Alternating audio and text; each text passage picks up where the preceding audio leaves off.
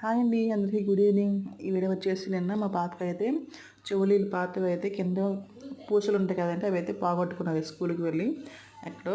అందుకనేసి కొత్తవి అయితే పెడదామనేసి జ్యువెలరీ షాప్కి వెళ్ళామండి. వెళ్తే అక్కడ టెక్నాలజీ చేయడానికి షాప్ కనిపించింది. జ్యూస్ తాగుదామని వచ్చాము.